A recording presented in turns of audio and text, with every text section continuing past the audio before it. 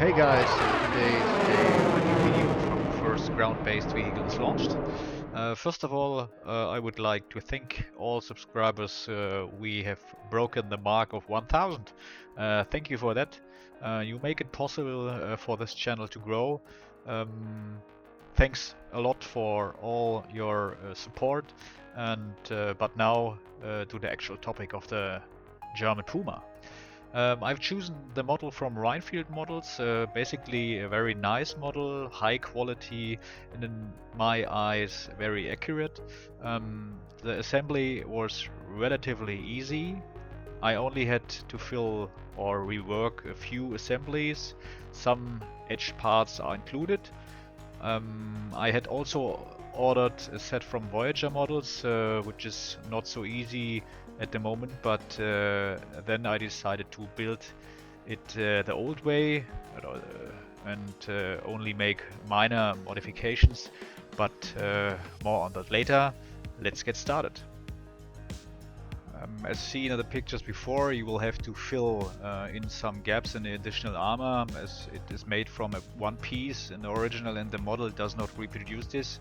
However, this should not be a big problem. I just worked a little with a small file and smoothed the sanded areas a little with Tamiya thin cement. Here and there I used the razor saw from CMK to make some indentations and otherwise assemble the model out of the box.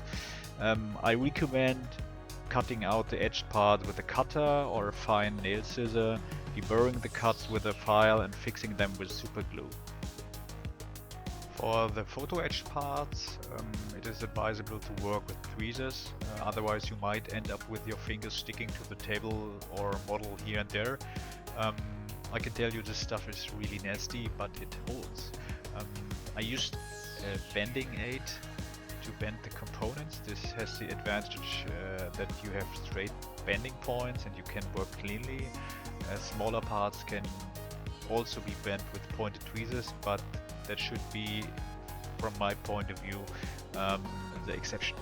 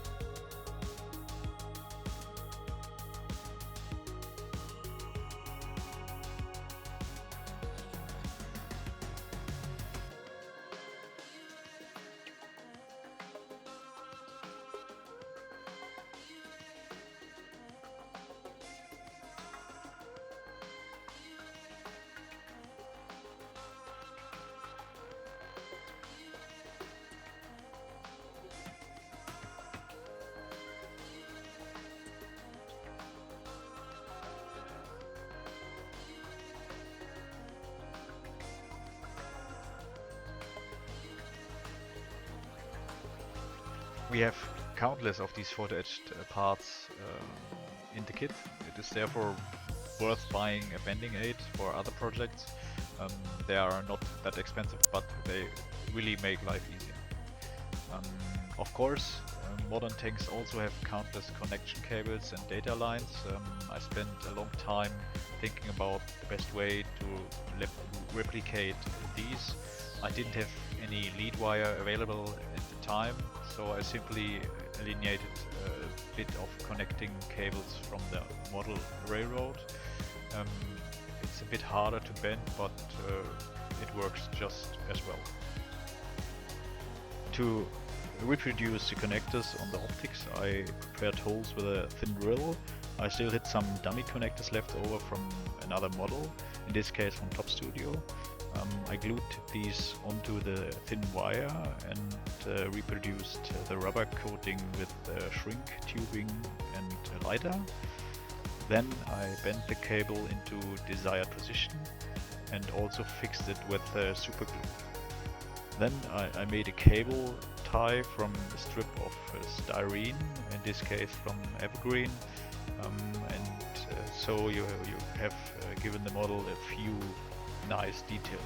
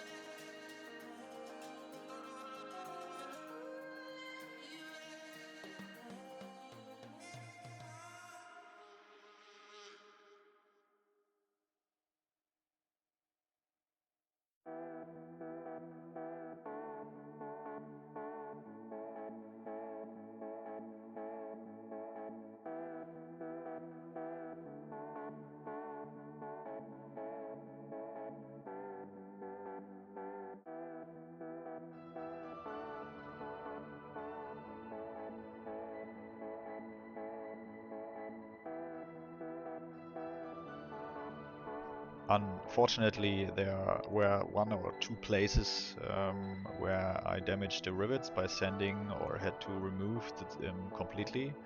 So I decided to simply reproduce new ones. You can certainly buy something like this, but model builders want to do this themselves. What is the best way to do this?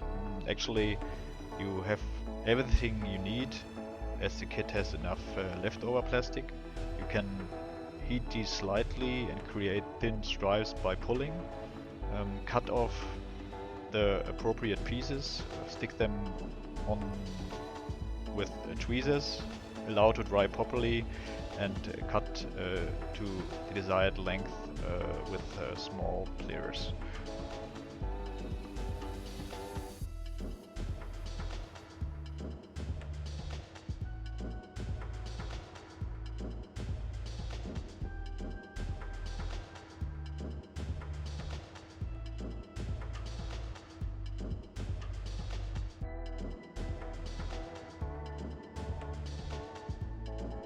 The towing rope was a bit of a challenge. These parts are often very rigid, and therefore you should straighten the enclosed copper wire a little beforehand and glue it into the eyelets with super glue.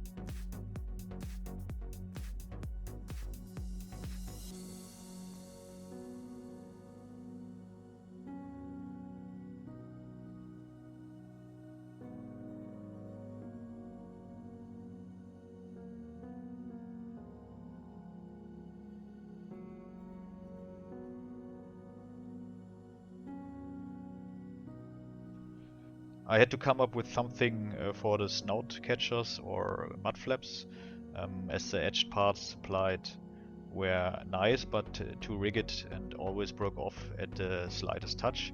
I can tell you that this would have happened to me all the time when painting. That's why I decided to simply rebuild them from styrene, in this case from plus models 0.2 millimeter styrene sheet. Simply use the edge parts as a template, trace them with a new cutter knife, and you have really great mud flaps. They are movable and also look more realistic as they are made of rubber in real life.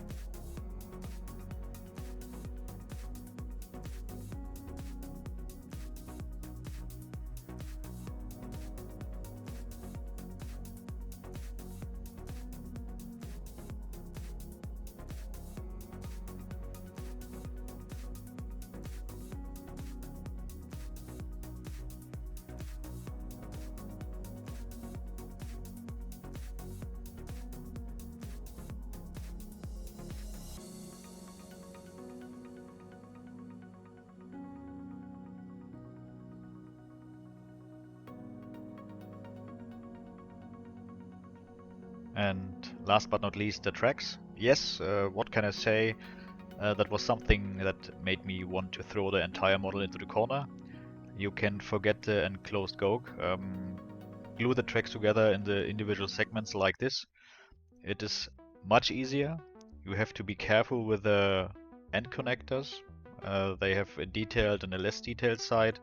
That took me another 2 hours to correct, but after 7 days I finally managed to assemble the model so that it was ready for painting. As I also wanted to paint the model as a whole thing, I decided to make the tracks removable, because most of it is behind the panels anyway.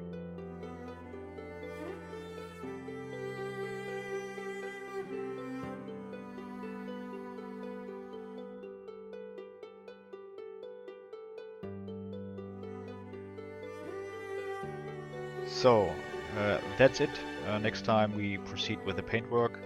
Here you can see some first pictures of the model, painted model.